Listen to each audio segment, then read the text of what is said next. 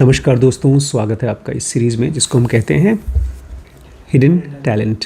आराम से जो कुछ भी पढ़ा है वो भूल जाइएगा ताकि जो हम पढ़ रहे हैं उसको भी भूल जाएं।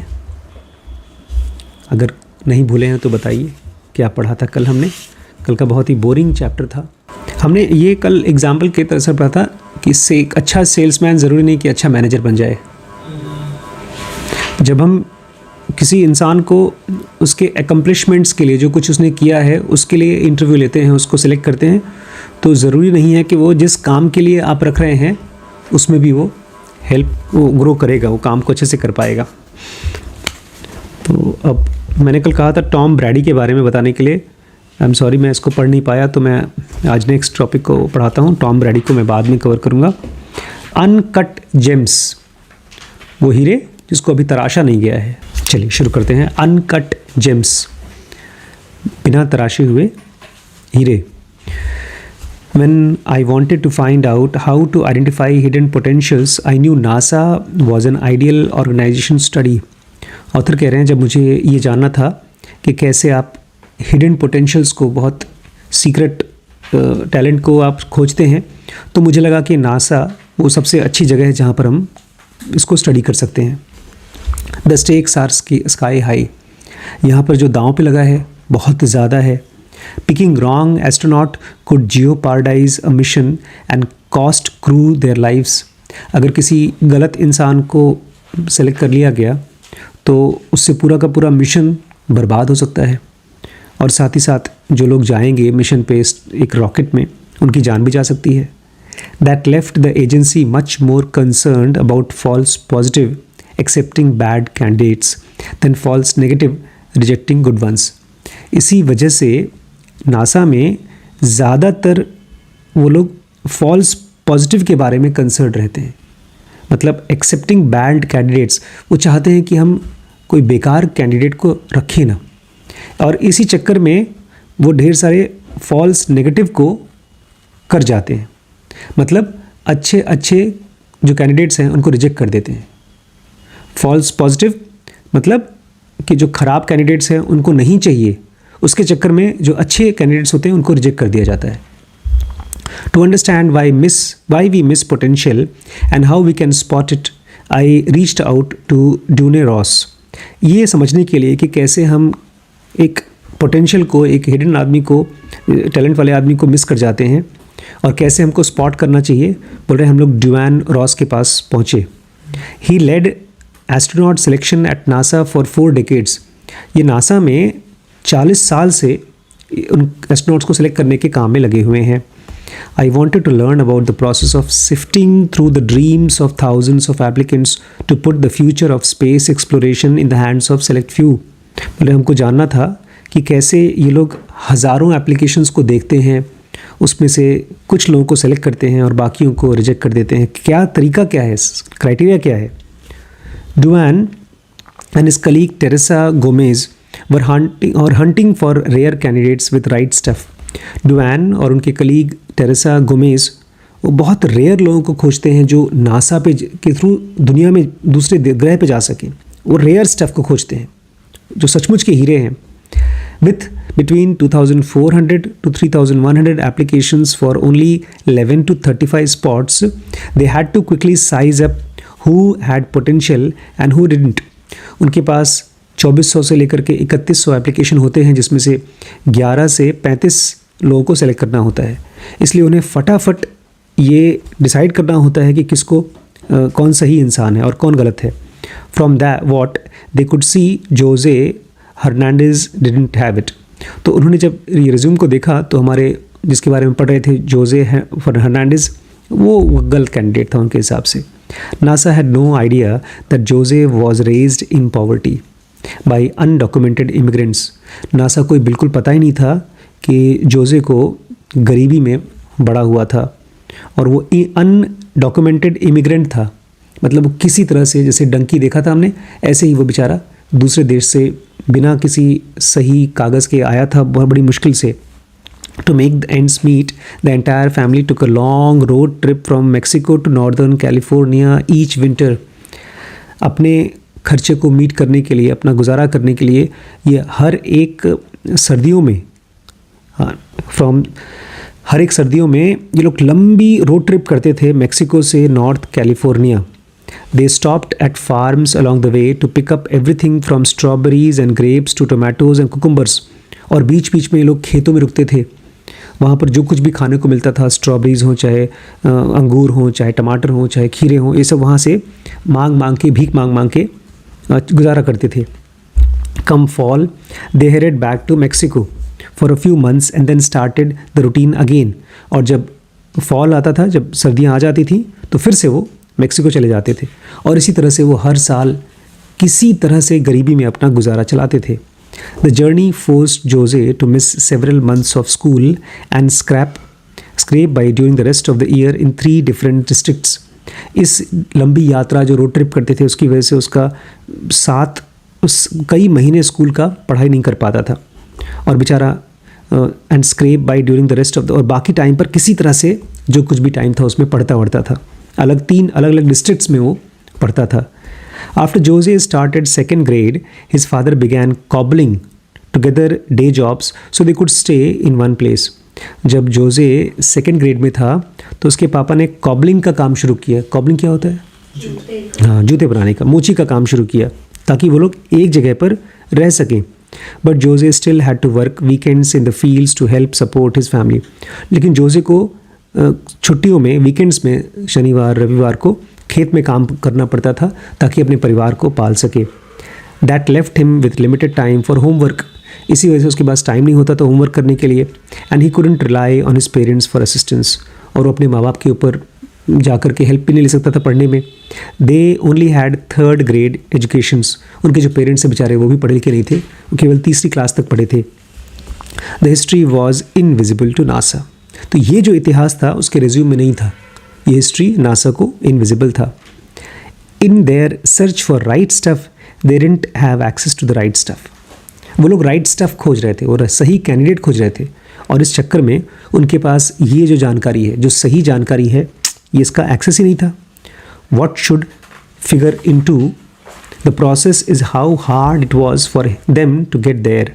Don Rose told me recently, having retired after half a century at NASA. बोल रही हैं, what should figure into the process is how hard it was for them to get there. बोलते हैं मुझे ये जानना था कि जो लोग भी कैंडिडेट्स यहाँ तक आ रहे हैं उन्होंने कितना मुश्किल से काम किया है, क्या क्या मुश्किलें झेली हैं. ये बताती हैं डॉन रॉस अपने रिटायरमेंट के टाइम पर. Early on we developed our own application form so we could ask about that. बोलते शुरू में हमने एक ऐसा एप्लीकेशन फॉर्म बनाया था जहाँ पर हम हर किसी से उनके इतिहास के बारे में, उनके स्ट्रगल्स के बारे में पूछ सकें, जान सकें. And then government decided that all the applications had to be exactly same, so we lost all of that. लेकिन बाद में गवर्नमेंट ने एक ऐसा एप्लीकेशन फॉर्मा बना दिया जिसमें सबका एक सिमिलर टाइप का एप्लीकेशन होना चाहिए, ज़्यादा डिटेल नहीं चाहिए. With thousands of candidates, they could only check references on 400 and interview up to 120. हज़ारों एप्लीकेशन आती थी तो उसमें रेफरेंस चेक करना, मतलब उसका बैकग्राउंड देखना, उसकी जानकारी लेना ज़्यादा लोगों के साथ नहीं कर पाते थे. खाली 400 का हम रेफरेंस चेक करते थे, जिसमें से 120 का हम इंटरव्यू करते थे. For the initial screen, the federally regulated application process focused on work experience, education, special skills and honors and awards. और शुरू में एप्लीकेशंस को स्क्रीन करने के लिए हम लोग 3-4 चीज़ें देखते थे. सबसे पहला वर्क एक्सपीरियंस, कौन सा काम किया उसे. दूसरा एजुकेशन, क्या क्या पढ़ाई हो रखी है. तीसरा कोई स्पेशल स्किल हो, कोई कराटे, कोई सिंगिंग या कोई और ख़ास स्किल हो. और चौथा ऑनर्स एंड अवार्ड्स, कि उसको कौन से अवार्ड्स वगैरह मिले हैं, ये देखते थे हम लोग. The form didn't ask for unconventional skills like picking grapes. इस फॉर्म में ऐसा कोई चीज़ नहीं पूछा जाता था कि तुमने जब गरीब थे तो कैसे रोड पर से ज़मीन में से अंगूर, जो पुराने अंगूर होते थे वो उठाया करते थे. वो सब तो भाई मजदूरी किया, किस गरीबी में से गुजरे, ये सब चीज़ को स्किल की तरह नहीं काउंट किया जाता था. It didn't signal that gaining a command of English language would qualify as an honour. और एक बच्चा जिसको अंग्रेज़ी बिल्कुल नहीं आती, उसने अपनी मेहनत से अंग्रेज़ी भाषा पे कमांड हासिल की है, ये कोई ऑनर नहीं था, ये कोई अवार्ड नहीं था कि इतनी मेहनत करके उसने खुद ही अंग्रेज़ी सीखी. The award section wasn't place to mention passing physics while working in the fields. और अगर उसमें अवार्ड सेक्शन था, उसमें आप ये नहीं लिख सकते थे कि मैं वीकेंड्स पे खेत पे काम करता था और उसके साथ साथ मैंने फिज़िक्स का एग्ज़ाम दे करके उसको पास किया। ये मुश्किल आप उसमें नहीं लिख सकते थे। The system wasn't designed to identify and weigh the adversities candidates had to overcome. ये सिस्टम इस चीज़ के लिए डिज़ाइन नहीं है कि लोग अपनी मुश्किलों को लिख सकें। जिन मुश्किलों को उन्होंने ओवरकम किया है ऊपर उठने के लिए, वो यहाँ पर लिखने का कोई सिस्टम नहीं था। This reinforced Jose's belief that his background should stay underground.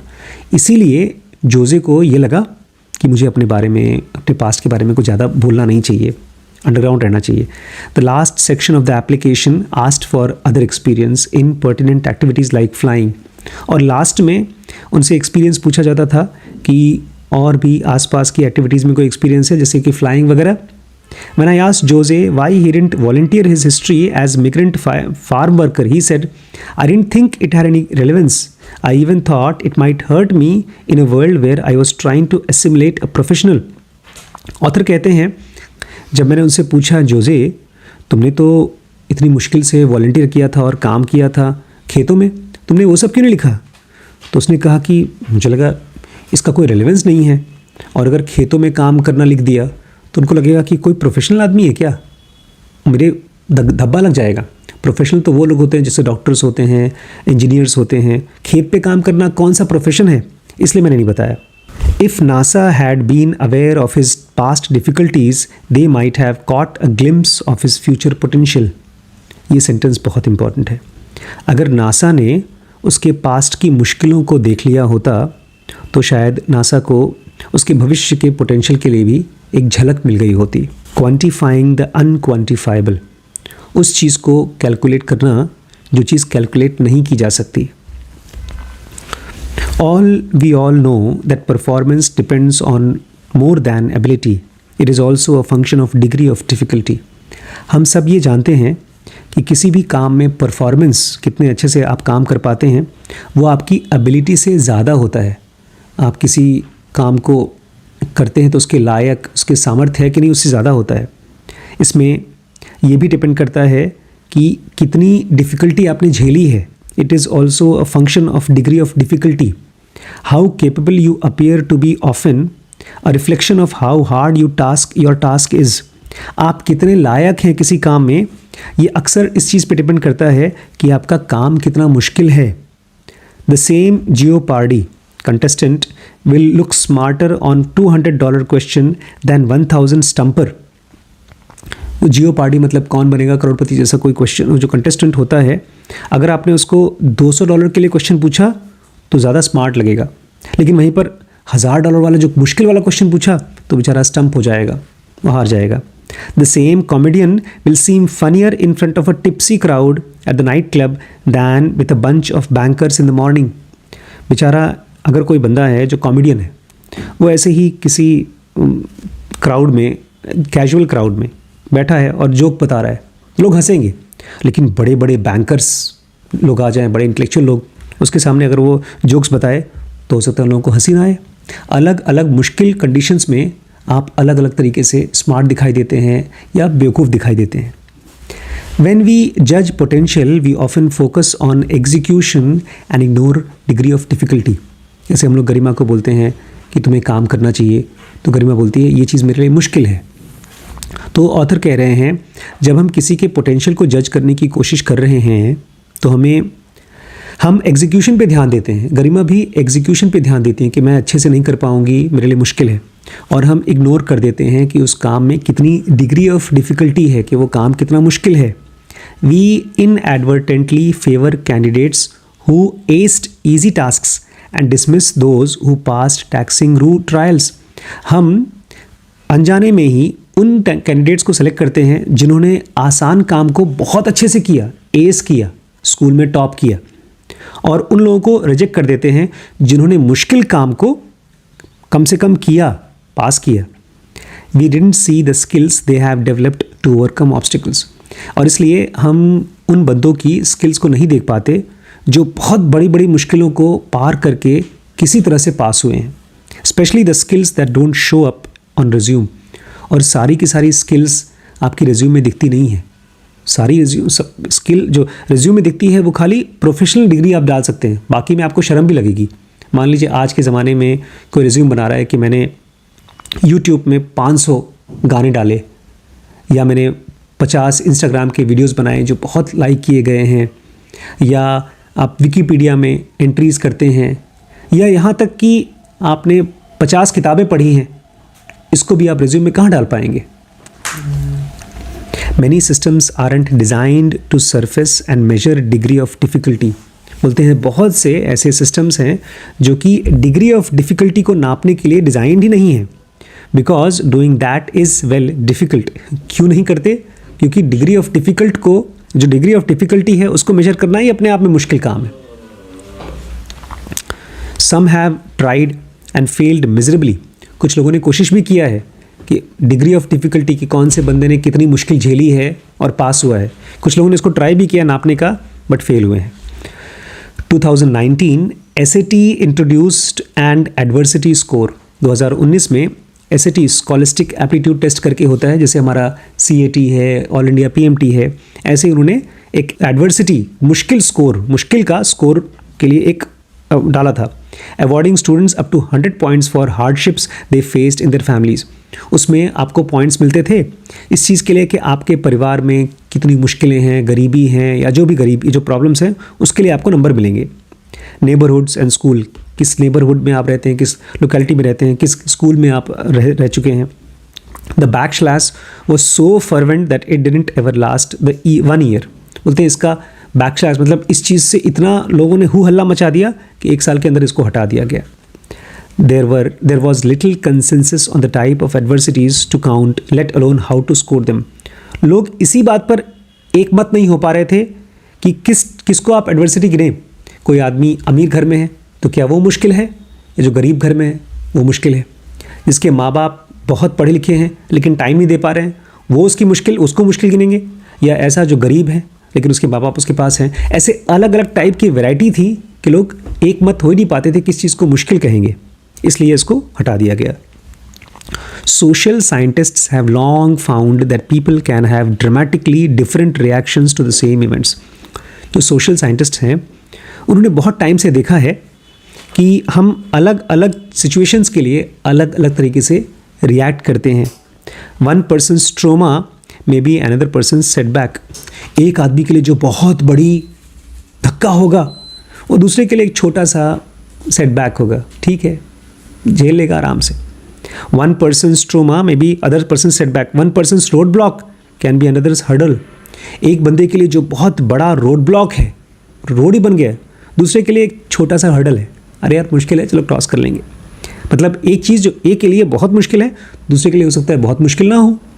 We can calculate the degree of difficulty in dive, but there isn't a formula to quantify the degree of difficulty in life। हम अगर कोई आदमी swimming pool में diving कर रहा है तो कितनी मुश्किल डाइव है, 1 राउंड है कि 2 राउंड है, उसको तो कैलकुलेट कर सकते हैं, लेकिन हम लाइफ में क्या डिफ़िकल्टी है इसको हम डिग्री को नहीं कैलकुलेट कर सकते।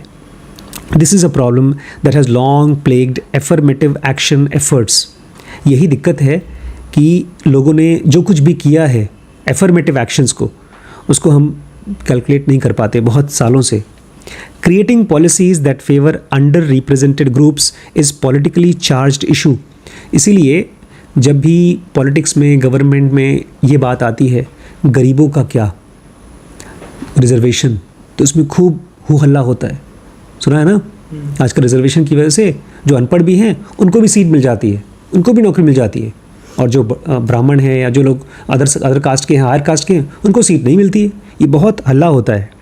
वहाँ पर जो गरीबों को रिजर्वेशन दिया जा रहा है वो यही डाला जा रहा है कि एक आदमी जो डिफ़िकल्टीज़ में है, गरीबी में है, उसको आप अप्रिशिएट कर सकें।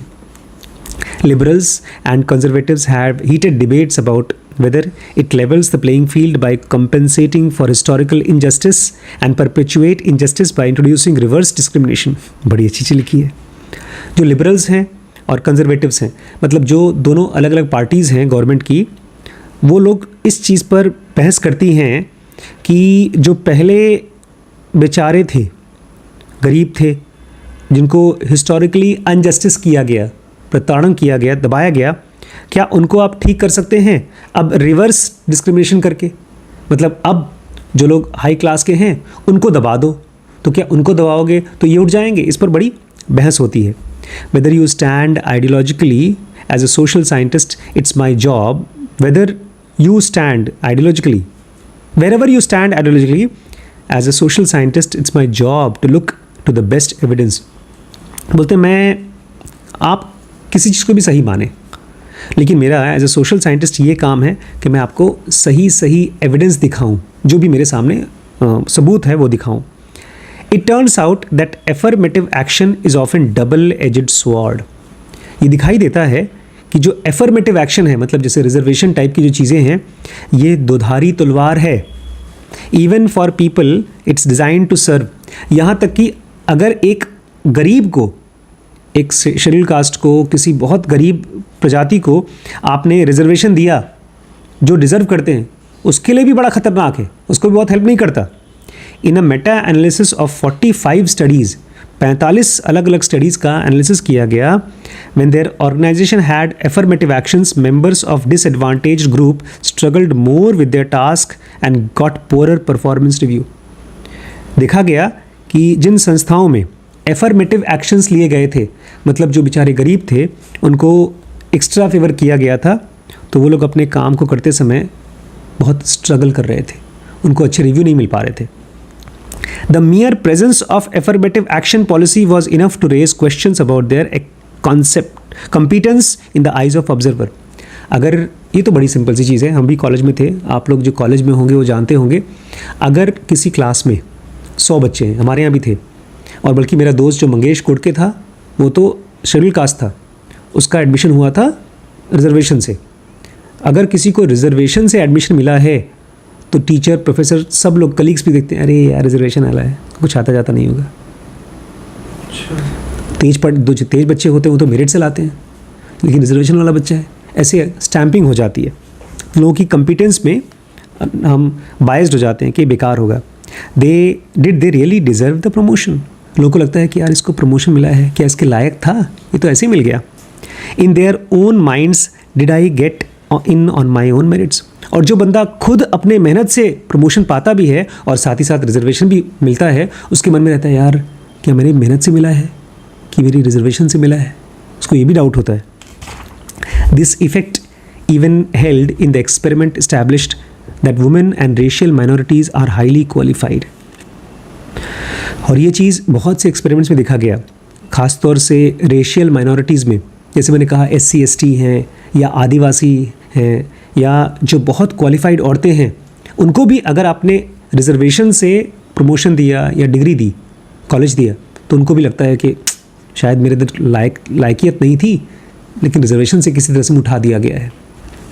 Many groups are still restrained by cultural and structural shackles. और अभी भी बहुत से ऐसे ग्रुप्स हैं जिनको शिकंजा है, उनको रोका जाता है उनके कल्चरल और उनके स्ट्रक्चरल शैकल्स से, हथकड़ियों से. It is important to find systemic ways to open doors for people who have been deprived of opportunity.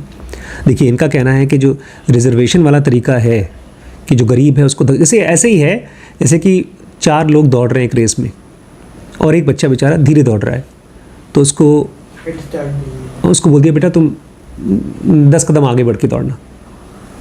तो उसको हमेशा ऐसा फीलिंग आया कि मैं रेस में गलत तरीके से जीत रहा हूँ क्योंकि पहले से आगे दौड़ गया वो. या उसको बोल दिया बेटा तुम ऐसा करना, तुम स्केटिंग बोर्ड पहन लो, स्केटर्स पहन लो, जहाँ पर लोग दौड़ रहे हैं तुम स्केटर पहन लो और तुम थोड़ा तेज़ दौड़ लेना. तो उसको हमेशा यही फीलिंग आएगी. एडमिशन हो जाने के बाद कॉलेज में जो रिजल्ट आता है क्या उस हिसाब से भी वो लोग? देखिए, मैं भी ऐसे ही एक रिजर्वेशन वाला स्टूडेंट हूँ. कैसे? मेरा जो MBBS में एडमिशन हुआ है कैसे हुआ पता है? डोनेशन से. डोनेशन दिया गया.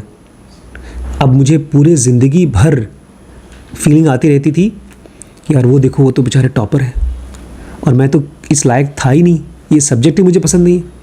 मेरे 12th में नंबर आए थे 70% और जो मेरे साथ जो लड़के पढ़ते थे जिनका मेरिट लिस्ट में नाम आया था, नंबर आया था, उनके नंबर आए थे 90%, 95%. जब कॉलेज में इम्तिहान होता था, वाइवा होता था, तो मैं किसी तरह से पास होता था, और मेरे जैसे 100 में से कम 40 बच्चे ऐसे होंगे जो किसी तरह से पास होते थे। बड़ी मम्मी उसमें नहीं है। बड़ी मम्मी हमेशा अच्छे नंबर पाती थी और बहुत बार तो डिस्टिंक्शन भी पाती थी। तो जब ऐसे बच्चों को मैं देखता था, और अपनी भी जब किताबों के साथ मेरा जो पढ़ाई होती थी, मुझे लगता था मैं डिज़र्विंग नहीं हूँ, इसलिए मैं मेहनत भी नहीं करता था उतना। मेहनत करता था तो भी याद नहीं आता था। नहीं, मैं ये सवाल पूछ रही हूँ जैसे कि मेरिट लिस्ट की वजह से आपका एडमिशन हो गया, तो क्या वो तो आपने बोला कि हमें ऐसा फील होता है या फिर वो लोग ऐसा बोलते हैं, बट क्या जो पढ़ाई होती है या फिर जो क्या वो लोग नंबर देते हैं वो इस हिसाब से दिए जाते हैं? क्योंकि वहाँ पे तो सभी को पढ़ाई होती है। नहीं, नंबर तो जानबूझ के एग्ज़ाम में जो टेस्ट होते हैं उसमें तो आपका नाम, रोल नंबर, नाम तो होता ही नहीं, खाली रोल नंबर होता है ताकि कोई बायस ना हो सके। लेकिन जब वाइवाज होते हैं तो लोग इंटरनल होते हैं और एक्सटर्नल होते हैं, तो उसमें अक्सर ये बायस काम करता ही करता है। जो कैंडिडेट है उसका भी, और जो उसका इंटरव्यू या वाइवा ले रहा है उसके मन में भी रहता है कि यार ये बेचारा कमज़ोर बच्चा है। 2-4 सवाल पूछते हैं और फिर उसको जज करना शुरू कर देते हैं। हमेशा एक स्कूल में एक बच्चा जो कमज़ोर फील करता है वो थ्रू आउट एंड तक ही कमज़ोर फील करता है। मैंने खाली एक बच्चे को देखा है जो गुजराती था। फर्स्ट ईयर में, मैंने आपको शायद पहले बताया भी था, उसको अंग्रेज़ी नहीं आती थी, तो उसने फर्स्ट ईयर में हम लोग देखते थे किसी तरह से हम लोग के साथ पास होता था। सेकेंड ईयर में थोड़ा और अच्छे नंबर से पास हुआ। थर्ड ईयर में उसने 1-2 सब्जेक्ट में डिस्टिंक्शन पाए। डिस्टिंक्शन मतलब 75% से ऊपर। MBBS में डिस्टिंक्शन बहुत मुश्किल से मिलता है। लास्ट ईयर में जब मैंने उसकी बुक देखी थी तो हर एक बुक में 100 वर्ड्स गुजराती में लिखे हुए थे। एक वर्ड का उसने मीनिंग लिख रखा था। बहुत मेहनत किया था। ऐसे एक लड़का था जिसकी हैंडराइटिंग बहुत गंदी थी, अमित डी शाह, 10th में मेरे साथ पढ़ता था। पढ़ने में बहुत अच्छा था, लेकिन उसकी हैंडराइटिंग इतनी गंदी थी कि टीचर्स बोलते थे तुम हैंडराइटिंग के चक्कर में फेल हो जाओगे। उसने 10th में कर्सिव राइटिंग की है, पूरा नोट्स, जो ABCD की बुक आती है 4 खाने की, उसमें उसने ऐसे लिखता था उल्टे हाथ से। तो कुछ लोग हैं जो बहुत मेहनत करते थे, मैं उसमें से नहीं था। But it is unfortunate that these well-meaning efforts are implemented in ways that leave the intended beneficiaries and others wondering whether they earned their place. लेकिन ये बदकिस्मत चीज़ है कि जो ये अच्छी चीज़ की जा रही है, एक गरीब आदमी जो बहुत गरीब है, जिसको पढ़ने का ही टाइम नहीं मिल रहा है, जिसको बेचारे को चाय बना करके अपना रोज़ी रोटी निकाल रहा है, मजदूरी करके रोज़ी रोटी निकाल रहा है, और फिर बचे हुए टाइम में पढ़ाई कर रहा है, उसको अगर रिजर्वेशन मिल रहा है तो सही है। ये सब चीज़ें एक तरह से सही हैं, लेकिन फिर भी फ़ायदा नहीं मिलता उन लोगों को जो लोग इसको यूज़ करते हैं। उनको लगता है कि यार मुझे सचमुच में ये फ़ायदा, मतलब ये चीज़ मुझे मिलनी चाहिए, क्या मुझे रिजर्वेशन मिलना चाहिए, ये उनके मन में डाउट होता है। Even if we could solve the problem, that problem policies that address group hardships don't capture all the difficulties individuals have endured. और मान लो हमने इस रिजर्वेशन टाइप की चीज़ों से प्रॉब्लम को सॉल्व भी कर दिया, तो भी जो ग्रुप हार्डशिप्स हैं, मतलब जो जाति की वजह से, गरीबी की वजह से जो मुश्किलें हैं, उसमें एक इंडिविजुअल को जो हार्डशिप्स दिखती है, मिलती है, वो कहाँ कैलकुलेट हो पाता है। किसी का बाप दारू पीकर उसको मारता है, किसी का बाप मजदूर है, किसी के घर में कोई और प्रॉब्लम है जो इंडिविजुअल लेवल पे किसी ने स्ट्रगल किया। मान लो कोई बच्चा है जो बेचारा, उसका पैशन कुछ और है, उसको लेकिन करना कुछ और पड़ रहा है, तो जो इंडिविजुअल मुश्किल है उसको तो आपका रिज्यूम नहीं कैप्चर कर पाता, या ये प्रॉब्लम सॉल्व नहीं कर पाता, ये सोल्यूशन सॉल्व नहीं कर पाता।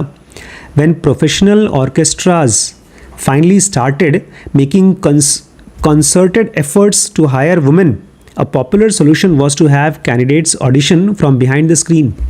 कह रहे हैं जब प्रोफेशनल ऑर्केस्ट्राज चालू हुए, जिसमें कि पब्लिक में ढेर सारे लोग गाना गाते थे और उसमें औरतों को डालना शुरू किया गया, तो उसमें ऑडिशन किया जाता था पर्दे के पीछे, कि पहले आँख देख करके लड़की को रिजेक्ट न कर दिया जाए। Being unable to identify the gender of musician forced evaluators to focus on their skill. जब आप एक बंदे को ये नहीं देख पाते हैं कि वो लड़का है कि लड़की है, तो आप उसके म्यूज़िक पर ध्यान देते हैं, नहीं तो बायस हो जाते हैं। Although that improved the odds for women, it didn't entirely close the gender gap. हालांकि इस चीज़ से औरतों के लिए थोड़ा भला हुआ, उनका सिलेक्शन हुआ, लेकिन फिर भी जेंडर गैप आज भी सभी प्रोफेशंस में औरतें बहुत कम हैं, माइनॉरिटी में हैं, क्योंकि उनसे उम्मीद किया जाता है कि आप घर का खाना बनाओ, बच्चे पैदा करो, और फिर कुछ औरतें ऐसी भी हैं जो बोलती हैं ना हम न घर का काम करेंगे ना घाट का काम करेंगे. Since women didn't have access to the same professional training, affirmative action advocates might argue for a gender quotas for temporarily lowering skill requirements for women based on disadvantages they have faced as a group. चूंकि औरतों को उसी तरह की professional training नहीं मिलती थी, ये तो साफ है. घर में भी गरिमा के लिए बोला जाता था तुम तो वैसे भी शादी करके घर में रहोगी, इसलिए पढ़ने पे ध्यान मत दो. शीर्ष वैभव के लिए खासतौर से पढ़ाई कराई जाती थी.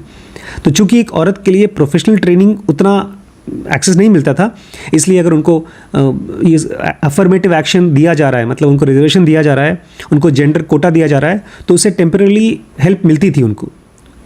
जेंडर कोटा क्या होता है? जेंडर कोटा मतलब औरतों को स्पेशल कोटा कि इस सीट में मान लीजिए 100 नौकरियां हैं, उसमें से 5 नौकरियां तो लेडीज़ ही रहेंगी. But doing so runs the risk of casting doubt on the competence of female musician. लेकिन जब भी आप किसी बंदे को कोटा देते हैं तो उस बंदे को ये फील कराते हैं कि वो कॉम्पिटेंट नहीं है. Accounting for their individual degree of difficulty points to a more helpful solution. इसलिए आप इस चीज़ पर ध्यान दो कि ठीक है तुम औरत हो तो औरत हो, ठीक है कोई बात नहीं, तुमने कितनी मुश्किल झेली है वो बताओ, उसको हम स्पेशल प्रेफरेंस देंगे, वो ज़्यादा अच्छा सोल्यूशन होगा. It is more helpful solution. Adjusting skill expectation by access to opportunity. हर बंदे का जब इंटरव्यू ले रहे हो तो देखो कि उसको स्किल एक्सपेक्टेशन के लिए उसको कितनी अपॉर्चुनिटी मिली है किसी काम को सीखने के लिए. For example, orchestra auditions would have different standards for candidates who are self taught than who trained in Juilliards. Example के लिए, अगर किसी ऑर्केस्ट्रा के लिए आप किसी कैंडिडेट को सिलेक्ट कर रहे हैं और उसमें एक बंदा है जो पूरी तरह से सेल्फ टॉट है, उसने गिटार लिया या कोई इंस्ट्रूमेंट लिया और YouTube पे या खुद बजा बजा के सीखा है, उसको ज़्यादा पॉइंट मिलना चाहिए और कंपेयर टू उस बंदे को जो कि जूलियार्ड में, जो दुनिया का सबसे अच्छा कॉलेज है, वहाँ से सीखा है. The goal for measuring degree of difficulty at the individual level isn't to advantage people to face adversity. इसमें हम लोग ये नहीं कर रहे हैं कि जिसको मुश्किलें थी उसका रास्ता आसान कर दो, ये नहीं कर रहे हैं. It is to make sure we didn't disadvantage people for navigating adversities. हम खाली ये कर रहे हैं कि जिन लोगों को मुश्किलें झेलना पड़ा था उनको हम मिस ना करें. Make sure we didn't disadvantage people. क्योंकि अगर मेरे सामने 2 लोग हैं, उनको एक ने बहुत मुश्किल करके किसी तरह से इंटरव्यू के लिए आया है और एक बहुत आसानी से आ गया, तो जो मुश्किल से आया है उसका रिज्यूम देखा और देखा कि यार इसका जो कॉलेज है वो IIM नहीं है, IIT नहीं है, तो कोई ऐसी नॉर्मल कॉलेज है, तो वो उसको छोड़ ना दे आप इंटरव्यू के लिए, जैसे जोजे के साथ हो रहा था. It seems that personal essays would give us a window into college applicants' challenges, but students who have experienced extreme suffering are understandably distraught at the thought of advertising their traumas and marketing their pain. कह रहे हैं कि ऐसा लगता है कि, बल्कि होता भी है, बहुत से MBA कॉलेज में आपसे पूछा जाता है, हार्वर्ड में पूछा जाता है ऐसे लिखने के लिए कि अपने बारे में लिखो कि तुम क्यों MBA करना चाहते हो हमारे कॉलेज से. तो अगर आप एक पर्सनल ऐसे लिख दें अपनी मुश्किलों के बारे में तो शायद अच्छा रहेगा आपके लिए. लेकिन फिर भी जो लोग बहुत बुरी कंडीशंस में गुजरे हैं उनको शर्म आती है कि हम अपनी कमियां बताएंगे तो लोग पता नहीं हमको जज करें, अच्छा बोले ख़राब बोले. Meanwhile, those who have been lucky enough to avoid significant setbacks often feel pressure to exaggerate their own struggles. और वहीं पर कुछ ऐसे लोग हैं जो हमेशा बहुत अच्छी ज़िंदगी जिए हैं, तो वो लोग अपने स्ट्रगल्स को एग्जैजरेट कर देते हैं. जैसे आपकी वो कौन सी हीरोइन थी, अनन्या पांडे, ने जो नाक से छू लेती अपनी, अनन्या पांडे, तो बोलती है मैंने बहुत स्ट्रगल झेला है, मैंने बहुत स्ट्रगल झेला है. ऐसा भी होता है कि लोग जिनको आराम था वो लोग अपने स्ट्रगल्स को एग्जैजरेट करके लिखते हैं. Ultimately the key indicator for potential isn't severity of adversity people encounter, it is how they reacted to it.